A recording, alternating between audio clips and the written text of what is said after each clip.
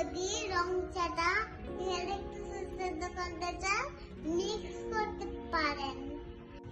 Hello বন্ধুরা, আমি প্রতিহিনা সংস্কৃতি। আজকে আমরা আরেকটা রেসিপি নিয়ে চলে এসেছি, সেটা খুব ইন্টারেস্টিং, সেটা রং চা। চলো শুরু করি। বলা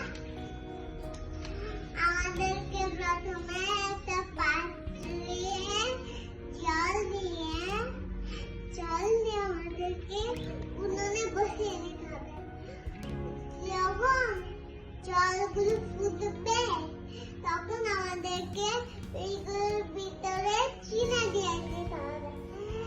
চিনি দেওয়ার মাধ্যমে ফুটবে, তখন ওদেরকে চাপাতে দিয়ে দিতে হবে। মিক্স করতে পারেন। আর হাতে লবঙ্গ,